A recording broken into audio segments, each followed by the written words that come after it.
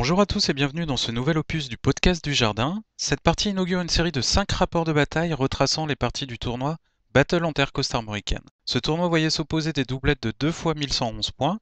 Chaque ronde était scénarisée et lors de chaque partie, nous devions choisir un type de déploiement spécial parmi les 5 qui étaient proposés, chaque type de déploiement ne pouvant être utilisé qu'une seule fois.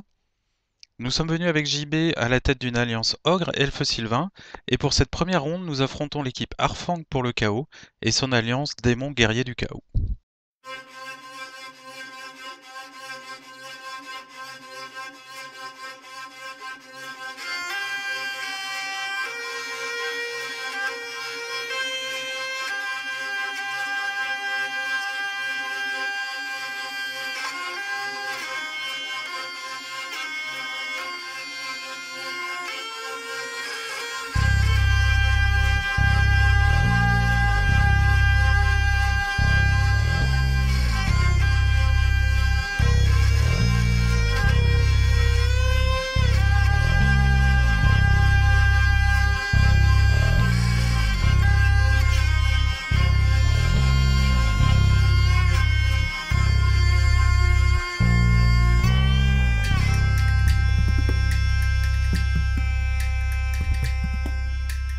Au niveau du terrain, rien de particulier. Le cercle vert clair que vous voyez, c'est la forêt que je vais utiliser pour mes elfes sylvains. Donc vous la verrez au cours des parties. Pour le déploiement, on a choisi un déploiement normal, rien de particulier. L'équipe Harfang choisit un déploiement qui fait qu'ils se déploient en premier, ils déploient toute leur unité. Par contre, ils choisissent qui commencera la partie après. Sur leur flanc droit, on a donc de droite à gauche le canon de corne, le canon Apocalypse, 6 chevaliers du chaos marqués de Tsench, 19 sanguinaires avec le héros de corne à l'intérieur, 5 chiens du chaos qui ont fait leur avancée. Sur le flanc gauche, on a donc un deuxième canon de corne, 20 sanguinaires, 19 guerriers de Tsench avec le sorcier à l'intérieur, et 5 chiens du chaos. Les chiens du chaos sont dans cette position parce que j'avais placé des forestiers à 12 pas 2, donc ils ne pouvaient pas avancer. Il s'est juste reformé pour pouvoir laisser la place aux guerriers pour plus tard. De notre côté, de gauche à droite, nous avons 8 dryades, 10 archers dans la forêt, 10 archers dans la forêt elfe sylvaine, avec derrière 6 danseurs de guerre. Dans les danseurs de guerre, on a le mage niveau 4 et la grande bannière, un grand aigle derrière. Juste à côté de la maison, on va avoir les 13 gnoblards. Et enfin, dans le coin, donc on va avoir les 9 ventres durs avec les 2 personnages à l'intérieur, le grand aigle derrière, et vous pouvez voir les mangeurs d'hommes qui sont mis en éclaireur sur le flanc de l'alliance Harfang pour le chaos.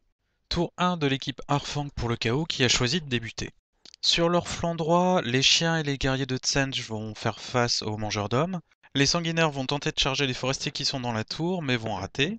Sur leur flanc gauche, c'est une avancée générale avec seulement le canon Apocalypse qui reste sur sa colline pour pouvoir tirer. Phase de tir, justement, je vais perdre quelques archers, le grand aigle va mourir et ça va entraîner la fuite d'un de mes packs d'archers. Début de notre premier tour, donc là on va surtout faire du positionnement, les archers qui étaient en fuite sont ralliés, les forestiers sortent de la maison pour que les sanguinaires ne puissent plus les charger. Pour la phase de tir, je vais concentrer tous mes tirs sur les sanguinaires, je vais en tuer 2 ou 3. Du côté des ogres, les mangeurs d'hommes vont se placer juste en face des chiens de façon à ce que les guerriers du chaos ne puissent pas les charger, même en cas de charge multiple. Et les ventres durs avancent pour pouvoir apporter leur aide au prochain tour au corps à corps. Les gnoblards vont se mettre tranquillement derrière la maison. Tour 2 d'Harfang pour le chaos. Sur le flanc droit, on continue dans l'avancée générale. Le canon Apocalypse va rater son test de commandement et va avancer. Il ne tirera donc pas ce tour-ci. Sur le flanc gauche, les chiens chargent les mangeurs d'hommes, les guerriers du chaos avancent un petit peu et les sanguinaires font face au ventre dur. Au niveau du corps à corps, par pudeur, nous n'évoquerons pas le sort que subiront les chiens du chaos. Notre tour 2 est marqué par la charge générale des ogres. Les ventres durs vont charger les sanguinaires, les mangeurs d'hommes vont s'occuper des guerriers du chaos, et comme vous le voyez, les mangeurs d'hommes se sont légèrement décalés. Donc ça c'est fait au cas où les ventres durs réussissent à annihiler totalement les sanguinaires. Donc à ce moment-là, ils auraient une charge irrésistible qui leur permettrait d'impacter les guerriers du chaos, et donc d'apporter leur support dans le corps à corps suivant. De mon côté, du côté des elfes sylvains, j'emploie la technique dite du repli stratégique ou du salquoir, ça dépend si c'est moi qui en parle ou mon adversaire. Donc tout le monde recule et on tire. Durant la phase de magie, les mangeurs d'hommes recevront une incarnation de Wissan. Pour le corps à corps, les sanguinaires seront détruits en une phase par les ventres durs. ventre dur qui vont venir aider les mangeurs d'hommes dans leur corps à corps contre les guerriers du chaos. Les guerriers du chaos vont être exterminés, il en restera 4 plus le sorcier. Ils vont fuir, mais ils ne seront pas rattrapés. Les ventres durs, eux, au lieu de les pourchasser, vont se reformer pour menacer l'avancée du chaos. Tour 3 des chaoteux, on continue dans l'avancée générale, il y a juste les chevaliers qui vont rester un petit peu en retrait par peur de se faire charger par les ventres durs. Pour couvrir l'avancée, les machines de guerre font feu. Les canons feront quelques pertes, mais l'effet le plus notable, ça va être le canon Apocalypse qui va réussir à faire fuir l'unité de ventre dur. Notre tour 3 sera essentiellement marqué par 2 charges. Les dryades vont charger les chiens du chaos. Les mangeurs d'hommes vont charger les guerriers du chaos qui s'étaient ralliés. Pendant ce temps, les ventres durs vont se rallier, les archers vont continuer à tirer, la magie sera anecdotique.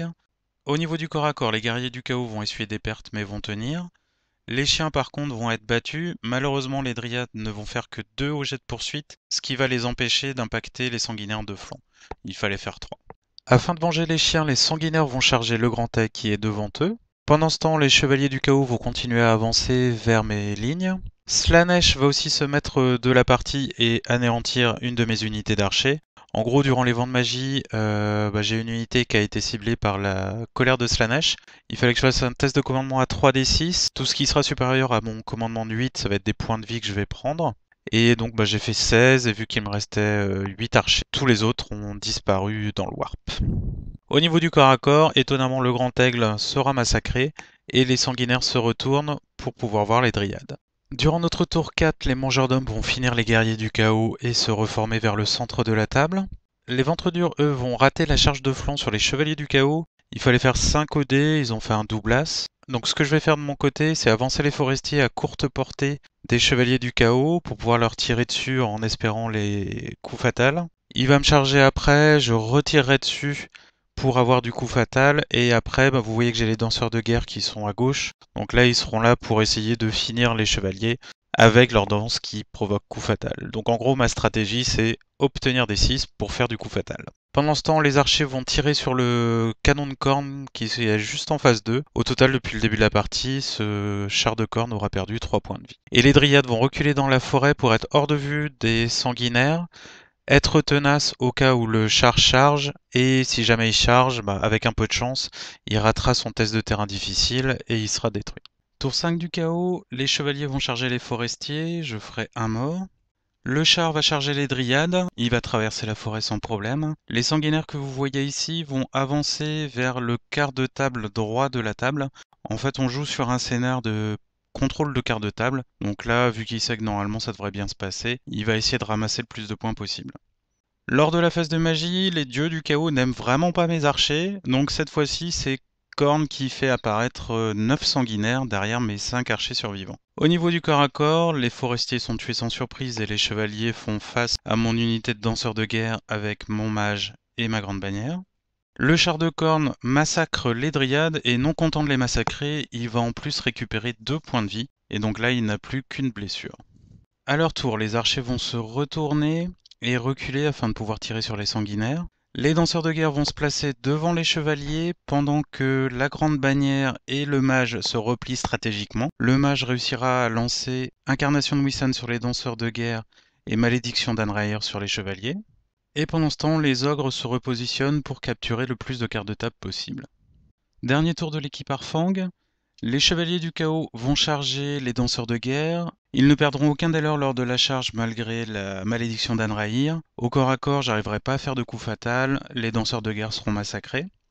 Les sanguinaires vont charger mes archers. Je vais fuir et réussir à m'échapper. Lors de notre tour 6, les archers vont se rallier et permettre de contrôler un quart de table. Sinon, ça va être du mouvement aussi bien pour la fin de leur tour que pour le nôtre. Et au final, ça se terminera sur une victoire mineure pour notre équipe.